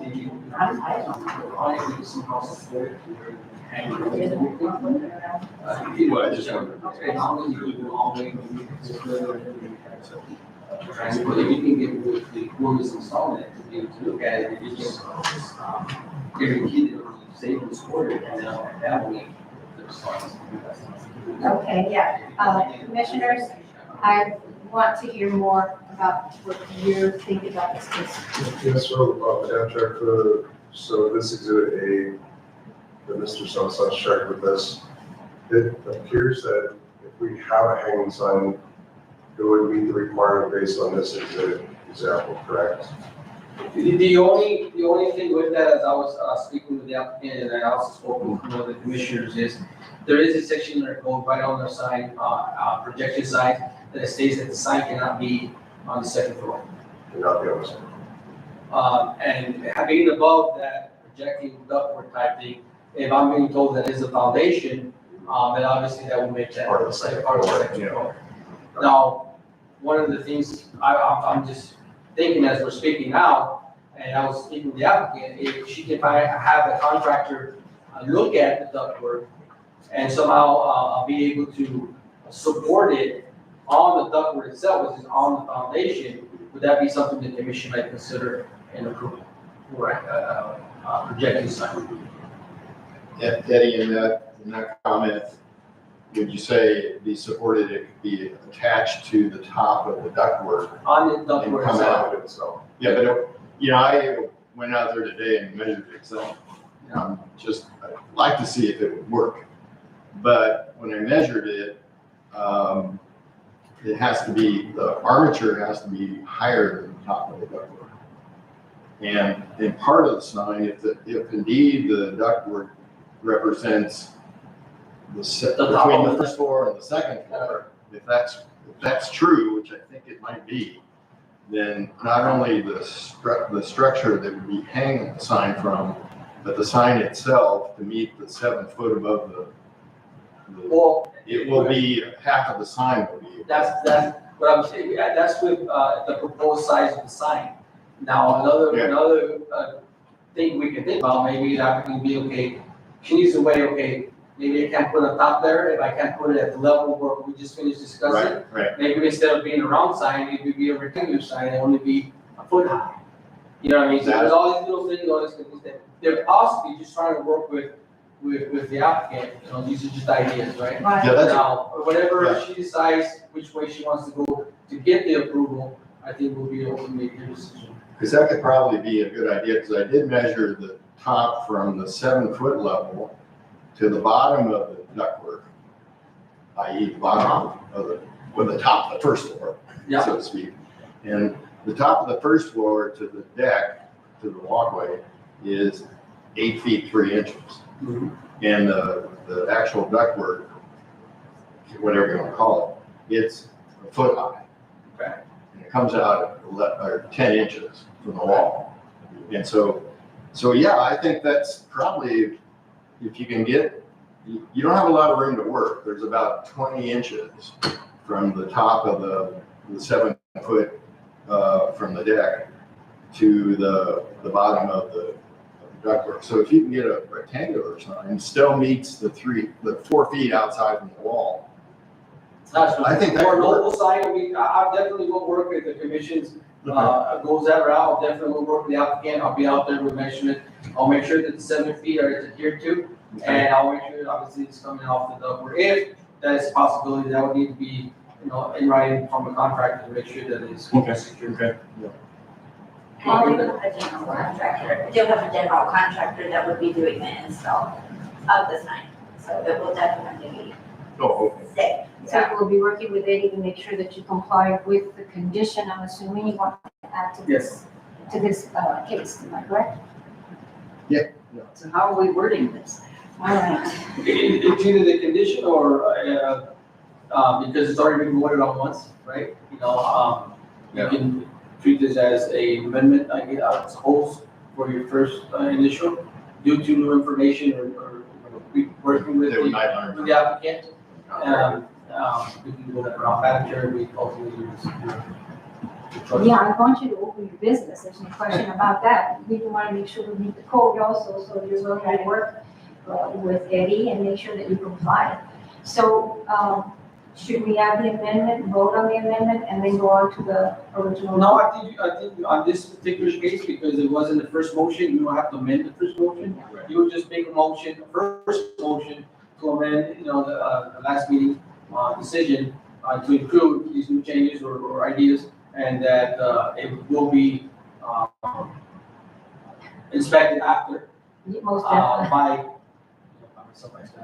Okay, do I have to reword everything in just? No, but however you want to do it, as long as Okay, we it's on. are going to vote then on this amendment. We did vote on this the last time. And so we are going to move forward to allow this applicant to move forward with her sign. And as long as it complies with everything that the town and the city is required. Okay? And you'll give me the specs. Yep. on that, right? Well, really, the responsibility falls on your end. It's just, if you have to, maybe the contractor get a hold of me, or you want to get a hold of me, I'll even go to a site visit or whatever with you. Yeah. And you need it, or the contractor needs to take all those measurements. There is a copy that I gave you here. And then, what sign you want to do, you want a rectangular, oval. As the deal is, it can't be on that floor, it's gotta be secure, and the bottom of the sign can be moved. And that's pretty much the spec. And it's gotta be underneath the column, correct? The bracket. Well, I understand this, to support, well, it depends how your contractor comes up a way to secure it. But I would think, because you don't have much space below that conduit, or that encasement. And as long as the top of the bracket, the hanging bracket, is level with the top of that. Yeah, I wouldn't have a problem with the bracket being on top of that. If they can secure it in there, the sign will just need to be Hanging. next to it or just a little bit lower than that. Okay. And not obviously lower than 7 feet from the walkway. See, so we're not going, because we don't know the dimensions what's gonna be here, and we Right. don't know the dimensions what's gonna, that need you after. So those are the measurements that we will need. Okay. So, I'll just. to go. Thank you so much. Now, Madam Chair, just to summarize, okay, this is a vote for a, previous case that was, approved on 7/8/2024 by the commission, with the condition, that the hanging sign be a wall sign due to, at the time, the proposed request did not meet code. Okay, I advise that this motion be that, due to the new information, that it be, approved, with the condition that staff, follows up to make sure that all the Mississauga Town Code is adhered to. Yeah, correct. Now, this is a recommendation, it still needs to go to the BOT, so yeah, but, again, you would have to wait, for her to get started, but you can get the process going, and then you can go from there. And you will be responsible to make sure that it is inspected. Correct. Okay. All right, off the vote. And you go with it. Okay, Commissioner Miller, Yes. Commissioner Waukesha, Yes, with conditions as stated. Commissioner Gallegos, Yes, with conditions. Madam Chair, settle. Yes, with conditions. Motion passes. Thank you. Moving on. Moving on is planning and zoning case 061858 at 1970 Calle Picana. I'm going to ask for a motion to approve. So moved. Second. Moved by Commissioner Walkinshaw, second by Commissioner Gallegos. I'm opening it up for discussion, commissioners. I will start with Eddie, staff. Yes, this is case number 061858. The address is 1970 Calle Pacana, submitted by Andrea Schneider.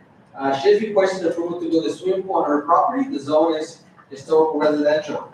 Background analysis, Mrs. Schneider has contracted frontline contractors to build her pool. The pool and spa will be custom made out of concrete. It will have an automatic pool cover. It will also have a certified door alarm for extra security. A required 4-foot fence / gate self-closed with no more than half-inch space between gate and fence. Supporting documents, she has submitted many applications before, but we do have on file her identification, her proof of ownership. She has submitted a site plan, a contractor license for a contractor. Last meeting, we did approve his business license for the town of Mesilla, so he is approved to work in Mesilla. Full specs, drawings, and project scope. Department of Commerce was not regulated by the town of Mesilla. Maybe there's something coming back to your head. I didn't find anything in our code regarding pools, other than a public pool or an appendix that I got a hit on my computer. But yeah, definitely we have no regulations on pools other than it has to meet state, required in the specs, right? And we did have the review committee, we had the review Mr. Devices here. We wish to comment, you can, Madam Chair. But other than that, I stand by. Thank you. Okay. Well, Ma'am, go ahead. give me just a minute. I would like at this time to have our CID inspector, Tom Isaac, come to the board and along with it, Mr. Salazar. Madam Chair, Commissioners, as Eddie had stated, this case did go through the review committee. It has met all the requirements by the state as far as safety features on the pool itself, as well as an enclosure around the pool. The only thing in question at the time of the review is that there was not a more detailed plan, because this is a concrete pool. So we had asked if the contractor would provide us with a little bit more detail as far as the placement. Other than that, everything else did appear to be required. We keep the requirements. Thank you, Mr. Isaac, and that would be at the time of their permit with CID that they would need to provide that to you. That is correct. Okay, thank you very much. I will take questions Thank you. from the Forgot commissioners. I'm supposed to ask permission. We just learned that.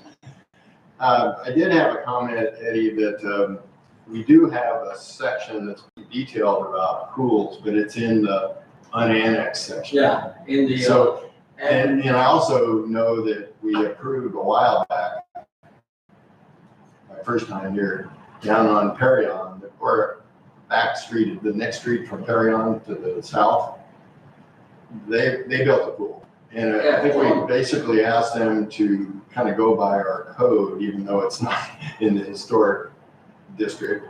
But we also said that they had to meet the CID requirements. Yeah, I did see it in there, but because it's not part of our code. Exactly. Maybe, again, another one of those, put it back in the back burner, right? That is something that needs to be addressed eventually at one point or another. Yeah. To include in our ordinance. I thought that was a quiz for our new commissioner, just to see where it was, and it didn't exist. Okay. All right, any other discussion, commissioners, on this case? All right, since I hear none, see none, call for the vote, Mr. Salazar. Commissioner Gallegos, Yes. Commissioner Walkinshaw, Yes. Commissioner Miller, Yes. Madam Chair, Lucero. Yes, Madam Chair, 4-0, motion passes. thank you. Moving on to case 061862 of 2525 Calle de Parian. I'll accept a motion to approve case 061862. Motion approved. Second. Moved by Commissioner Gallegos, second by Commissioner Miller. Opening it for discussion, I will start with Mr. Salazar. Staff.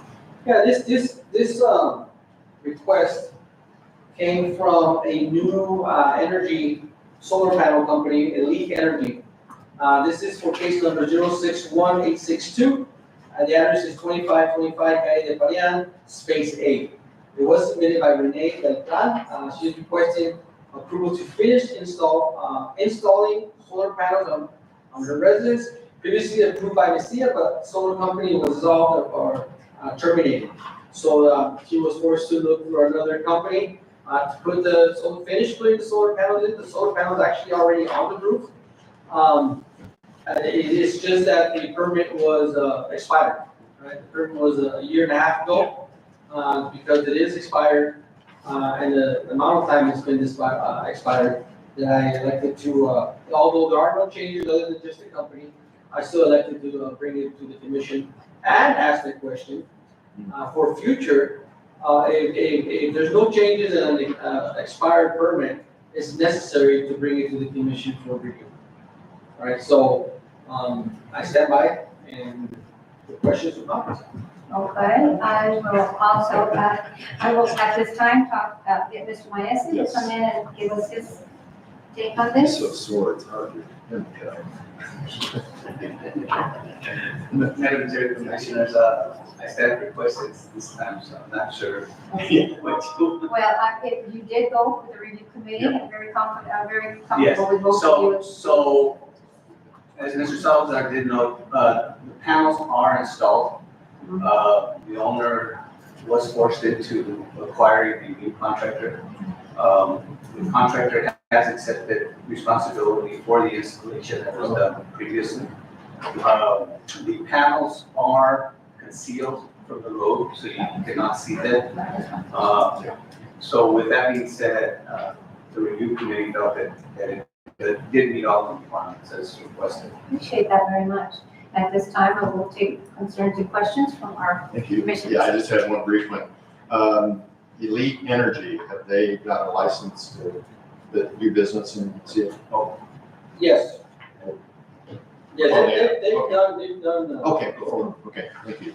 Now, I also like to add, one thing that I noticed, probably the last solar panel that we had to be approved, and I went out there and take a look at it, and there is restriction, like William mentioned, it has to be concealed from the public, as an eyesore, basically. Again, looking at the intent, right? But it also says that either that or it will be architecturally integrated into the design of the building. Okay. Now, I know that's one thing we haven't really looked at, we haven't really discussed. But there's this one case that I can think of that, the applicant did not want it on the roof, they not want it on the floor, due to, there really wasn't a place to hide it, right? And I've seen solar panels such as like on top of carports. This was in the commercial area, to where the parking lot probably holds big parking lots. And I suggested at the time, maybe a carport for his business, a shade for his cars and office personnel, employees.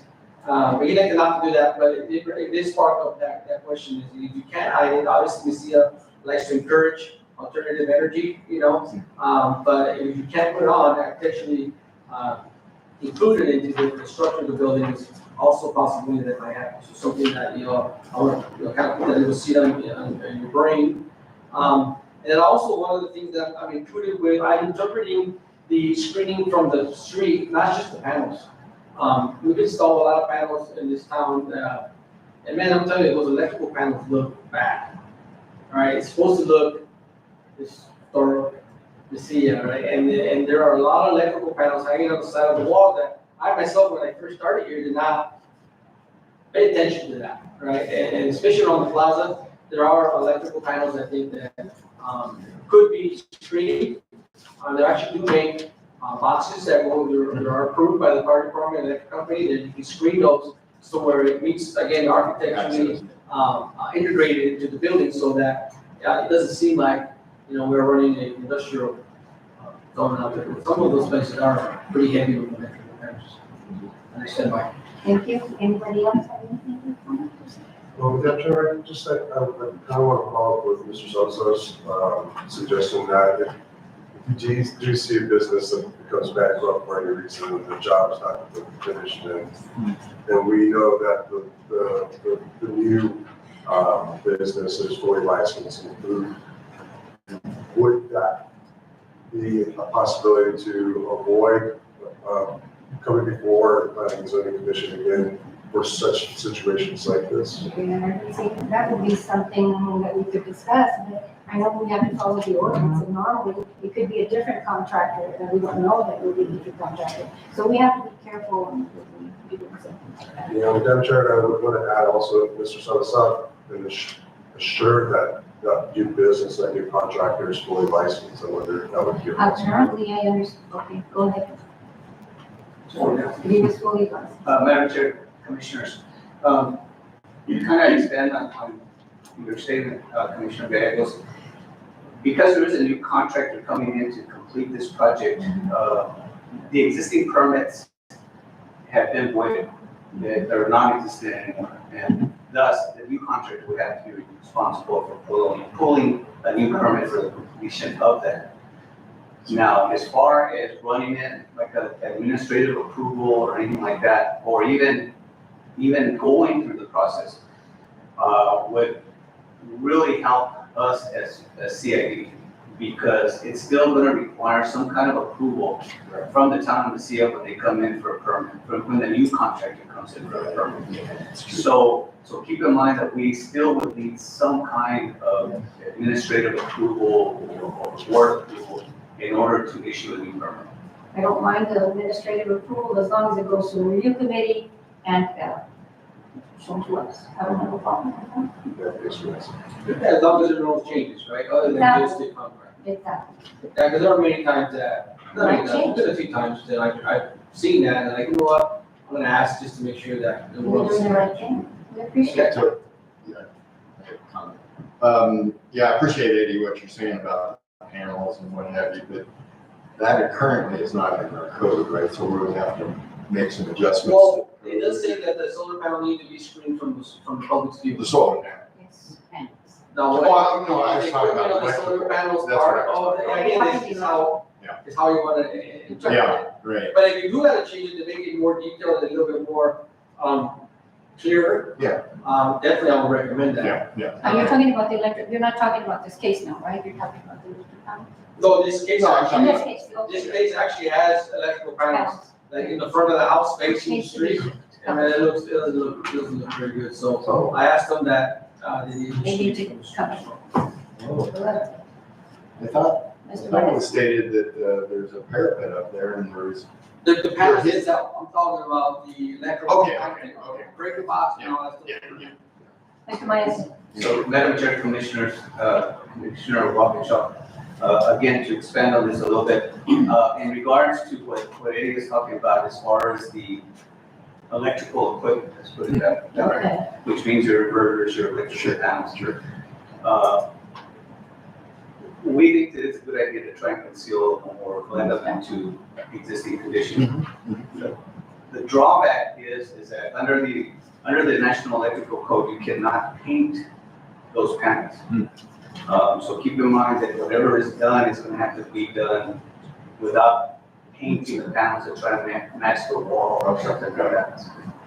Wow, interesting. Yeah, it doesn't have to be right on the panel, it could be 3 feet in front of it, you know, a hedge, a fence, anything, you know. But what got me is the painting, you cannot paint. That's supposed to, Wow, Because I know the just had my house painted. electrical code does require a That's certain why. distance for them to work on the panels. Right. So it'd have to be a certain distance out, right, Commissioner 3 Waukesha, feet or something. it has to be 3 foot. Yeah. 3 foot minimum in order for clear working space. Right, right. 30 inches to the sides, 3 foot in front. Okay, thanks. Are we done with discussion anymore? Okay, then let's call for the vote, Mr. Salazar. Commissioner Gallegos, Yes. Commissioner Waukesha, Yes. Commissioner Miller, Yes. Madam Chair Consent. Yes, Madam Chair, 4-0, motion passes. thank you. We're down to commissioners and staff comments. I have some few comments, but I'll let staff go first. There's a project we haven't talked about. I'm sorry? Sign for the New Mexico, for the vintage winery. It Isn't that was in the already package? approved, it was approved. in That was the on consent. the. Oh, I'm sorry. Agenda. I'm sorry. Okay, sorry. If you have any comments, Yes, the only, I have one, maybe two. Is in the workshop, work session, however you want to call it. I think it was very informative. I think there's still other topics that I would like to cover, just to make sure we're on the same page. To reemphasize, the Open Meeting Act is very important, and IMPRA request. An Open Meeting Act, again, is as Mayor Hernandez was stating, it could be any time that evaluation could be committed when there is a voting quorum. Is the majority of the commission, which is three or more. So just be very careful. When I send all these packets out to the commission, please start responding only to me. Yeah. And if you have any questions, you say, hey, you know, for whatever reason, then I'll ask the other commissioners if I find it necessary, okay? Another thing is public comment. A lot of times there are public comments here, sometimes emails, public comments. There are concerns from the residents regarding a certain topic. I have responded to most of them. I think they're doing very well now. There are emails from a resident that is emailing all of you to include some of the trustees, all of the trustees on subject matter. Please don't respond, especially y'all. Okay. Now you have a duty to respond to whoever sent the email. That's fine. It's just to not respond to it. Oh, I've opened the form because then I gotta sit there and say, well, we can't do that, right? And what happens a lot of times, it could be hurting the case, especially the quasi-judicial. I know I'm not 100% comfortable with them. I know sometimes the commission not 100% because there's a case coming up and you have no idea what's going on until that day. So obviously there's a lot of questions before that day.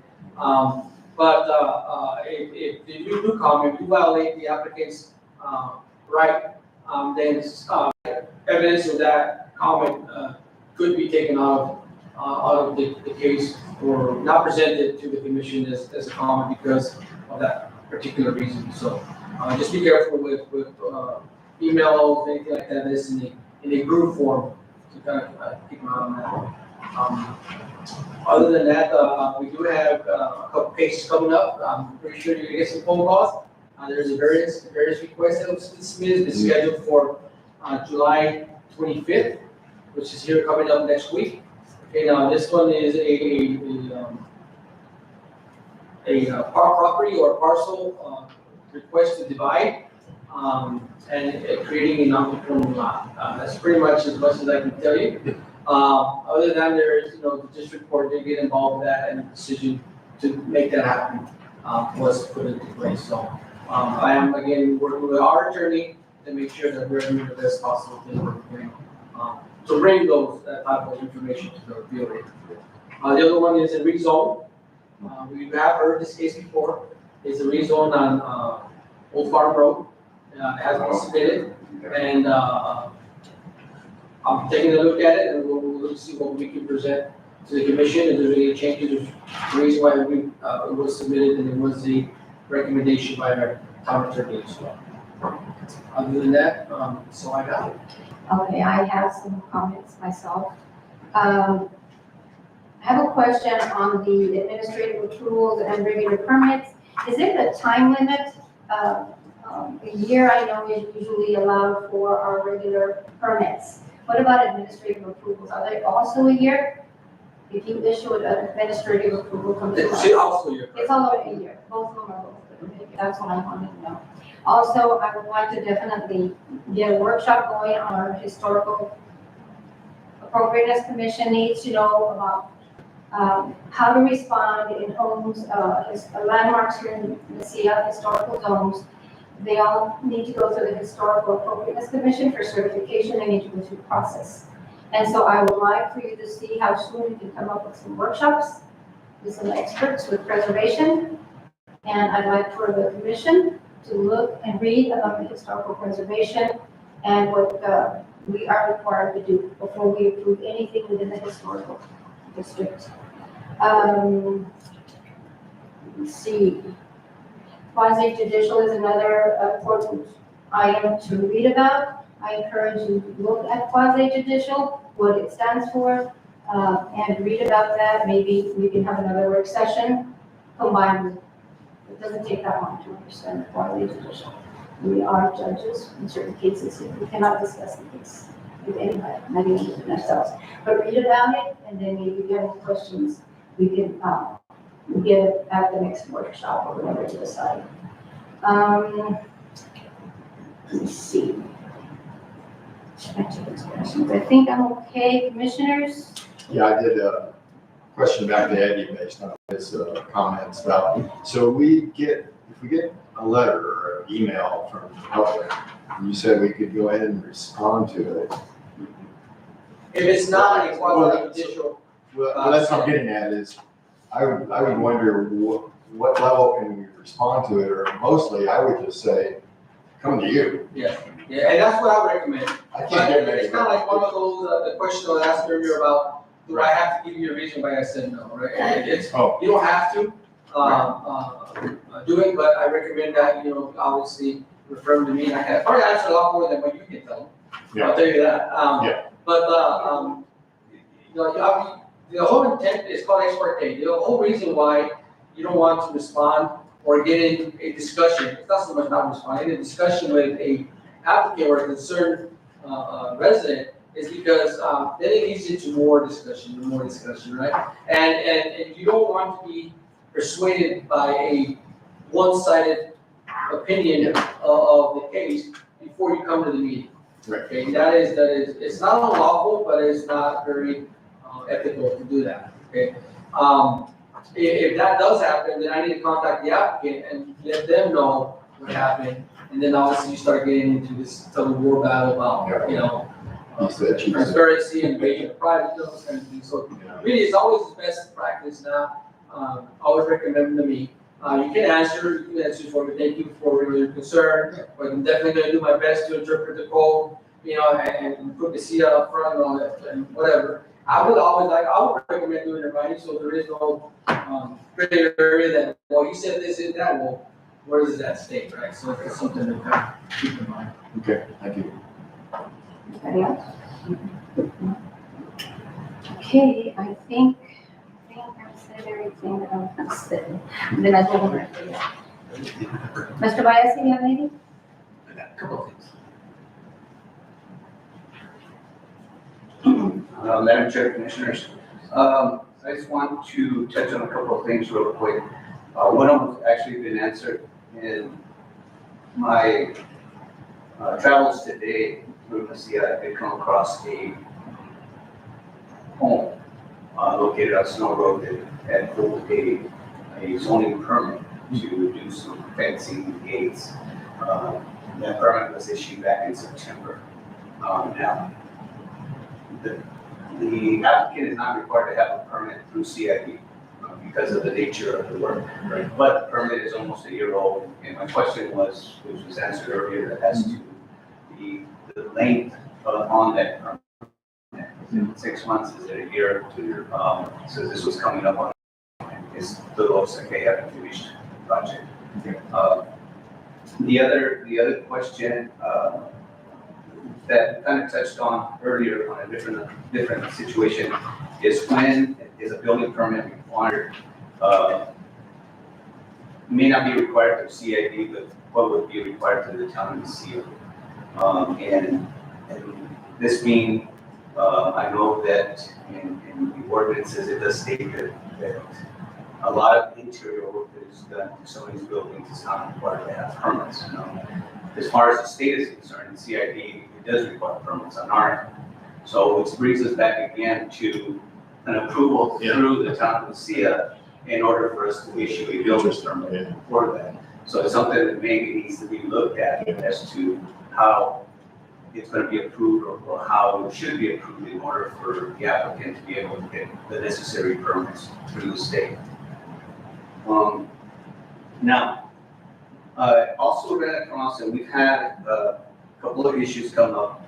One of them was on a residence on Rosita Court that was red tagged because of some unpermitted work that was done. The homeowner has agreed to come in and get a permit. She was explaining the process that needs to be done in order to do that. She had a contractor that was doing the work for her unlicensed. Now she can't get a hold of him, he's kind of. Imagine that. So she is trying to cooperate, she is trying to get some work done. They were enclosing this is a new house that was built less than a year ago, and they're enclosing the back patio and putting up a canopy with an enclosure on it. So it would require a permit both through the town of Lucia as well as the state CID. Because it's large enough. Yeah, so it's big enough that it would require, See. so that's already been worked on, we are working with her on it. She has been instructed to come in and talk with Mr. Salazar on that. The biggest one that we, or I, visited today was the Rincon de Lucia, or the old Rincon de Lucia, let me put it that way. There is a new business that's going in there. It is a restaurant slash bar. They are in the process of getting permits. They are working with a contractor, a local commercial contractor, to make sure that the permits are all pulled correctly. The previous owner on this building had applied for a commercial kitchen permit, was approved to the town of Lucia to construct that. Now, it's my understanding that I have to check the state records on it, but I don't think it was ever permitted through the state, even though it was permitted to the town of Lucia. That he never came and got his permits, and this was shortly before the property was sold. The new owners have been informed of that. The other thing in question is also that I have to check with the fire department to see, because there is a commercial kitchen, there is an extinguisher system, suppression system, that would have to be inspected by the marshal's office. And I need to check on that as well. Again, there was 3 suites, I recall, that have been combined into one facility. It will be a combination restaurant cantina, or combination food establishment and a bar. So they are in the process, again, of getting a contractor to get some drawings for them. Unfortunately, there has been some work done inside. And again, this goes back to whether permits are required for interior work within the historical areas. And that goes back to how you guys, as far as the board, want to work with that. The work that has been done is there's a couple of door openings that were opened to expand the size of the flow areas. Because part of it is going to be the tap room, part is going to be the restaurant area. So in order to keep flow going, they opened up 2 openings. Now, one thing that I can say in this, and I apologize for taking up your time, but just so that you are aware, one thing that I can say is that the door openings appear to have been there previously. They were covered with sheetrock. So they opened up the door openings to the same area that it was in the past. So in regards to that, they would not be required to have a permit from us, the CID, for the work that was done as far as the door openings. But the fact that it is a historical area, that goes back to the board as to how they want to handle that. So there are several areas that have to be looked at. This is one of the biggest ones that has come up within the area, within the town of Lucia. It's something that needs to be looked at by both the town of Lucia as well as construction industries, to make sure that we're all on the same page and make sure that all permits are issued and all approvals are done properly and permits issued properly. The new owners have agreed to do whatever it needs to do, that they're not trying to, I shouldn't say they're trying to hide it. They weren't aware that permits were needed for certain work that was done. They have been instructed on what needs to be done. Again, they will begin to discuss that with the town of Lucia before we spoken forward. I appreciate that. Thank you very much. This is the reason I encourage the workshops, and we're going to start enforcing that historical appropriateness commission. There are procedures to work with any of these historical buildings. Am I correct, Mr. Salazar? And because they are historical business, we need to know what's going in there. I'm glad you talked to them. I'm glad that we talked to Eddie. I think the sooner we get on board with this commission, because they need a certificate from us, the Historical Appropriateness Commission, that everything is okay. I am concerned about the beams, if there's any adobe that's getting torn down. That was already an existing door, but then if it's just sheet rock, I'm okay with that, but if they start tearing into the adobe, we need to make sure that it's allowed. Madam Chair, Commissioners, I agree with you. We don't want to ruin the structural integrity of the building, but we do want to try and preserve what historical value there is there. That is one of the things that the owners did ask me, or we did have a conversation on, is because they are putting a walk-in cooler in one of these rooms, and they were looking to run their taps out one of these existing adobe walls. They chose not to do that because of the fact that they didn't want to have to go start drilling into the walls in order to run their plumbing for their taps. So they come up with a new plan, and they are trying to do the right thing and preserve what needs to be preserved. I'm glad to hear that. Okay. So I have talked with Mr. Salazar on this other last issue that I have, and I'm gonna start trying to put a spreadsheet together as to what permits are out in place, whether they be PNC, our zoning permits, and or CID building permits, and work with the code enforcement officers as well as Mr. Salazar to see if we can get a handle on what's out there, what's expired, what hasn't been brought up That's as wonderful. far as our attention. So we are working on a few things, and hopefully we can get it put together. I appreciate your hard work. Thank you for patrolling the area and stopping when you see some stuff going on. I appreciate your time. Thank you. Well, I know it's part of your job, but I Thank you. appreciate it. We also, both of you, Mr. Salazar and Mr. Midas. Any other comments from the commission? None? Thank you all, and thank you to the public. All right, since there is no other business, then our next meeting will be held, the 5th of August.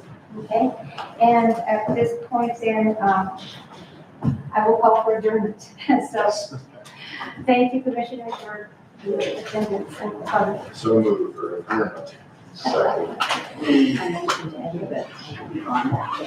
Oh, you will do that. Okay, just for note, Mr. Salazar, Commissioner Miller will not be here for that meeting.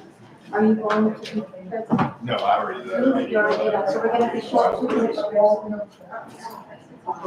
Correct. Yeah, hopefully by then, we get something else. That way, so we, 1, 2. Martha didn't come today. As long as we don't advance it until the alternates, that if you're definitely not, we're gonna need them. You know, they can do it a little bit. This guy's. Special sign. She needs to know that it's only 8 square feet. That's fine. Yeah. I know the other one. Wall size. Yeah, okay. So as long as she knows that. Poor thing. It's just terrible, terrible. Got your chauffeur? I need to call him. Can you call? I don't know. We missed you at the workshop last time. I know, I'm so sorry. I didn't know it was the afternoon. I just assumed it was at 5 and 6. Wow. I saw it, it was appointed to, and by the time I looked at it. It was very good. That was my first meeting. I know. Yeah, there was, and I was really surprised that you were here, and it was so informative. I didn't look at both of this. I know. Another question. I'll know tomorrow, see what the doctor says, and what he's putting pressure on Oh, good.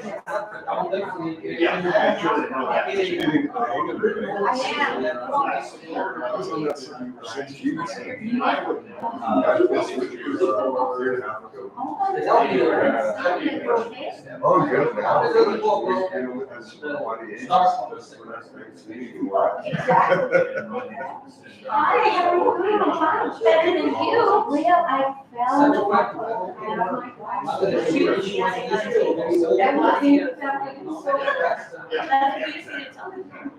Good, thank you. Take note of, I'm all right. Yeah, So you didn't have to start straight to the issue. you know, he was talking It's about. really important. Like I already had many years ago. Involved in work. I almost could hear you. She brought up a good point. Recently, she was working on this. You're new mixed again. There's nerve, other issues, there's bacteria, there's all kinds of. Deal. Now, They want to kill. If I was you. Well, Congratulations and everything. Yeah, I know. So good. I was ready to stand up and show us like it's just like. Okay, that was one. So, I was kind of worried about it. Yeah, I was gonna.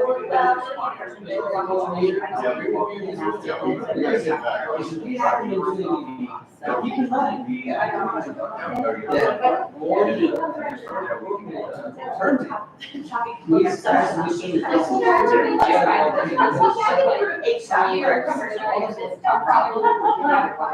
Anyway. You have like.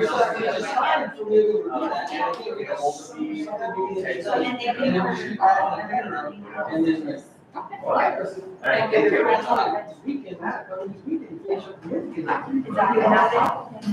Sounds good.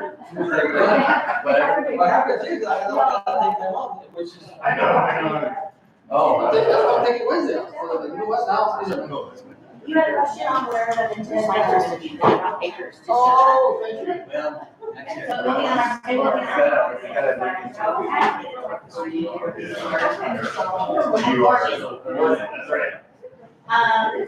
They were kind of one of those, yeah, we got those. Okay. They're gonna. Okay. And And then then the other our one property is- line will draw the walls here. Be right outside. Okay. So it'll sell the.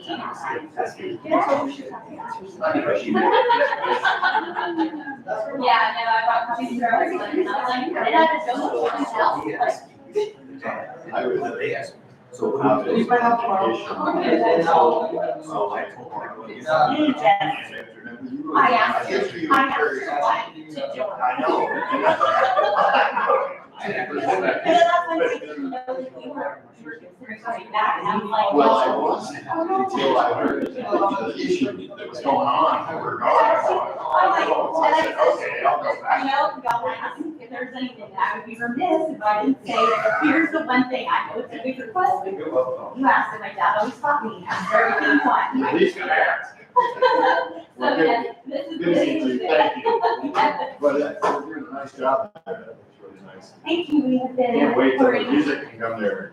Oh, it's already there, it's happening right now. Okay, good. It's fine, it's on the original patio, it's been approved, don't worry. Okay. But, yeah. No, the back part, we are not putting people yet, even though everyone wants to be there. Because, yeah, it's not, Tom hasn't given his final blessing, because the electrical is gonna be done in March, tomorrow, today, Oh, good. Yeah, there's quite a crew out there. yesterday. Oh, yeah, it's the most amount of construction done in the 2.5, I'm 3 week period. I'm sorry you had to move, because I really love that place where it was. It got us, and then It's a better, and that's a better and to location. see what they're doing with it, and they're taking the first building to see it, they're blowing out wall, it's entire wall. They're redoing the bathrooms, and the thing is, they're not ready yet. One place for the TV and the building is, if you start doing stuff, that front door where you come in, you have to stay running up, which is part of the cuteness of it. And have that. You have to have it really into the fire system. You might find it interesting to note that we almost on the most recent list of non-approved establishments. Yes.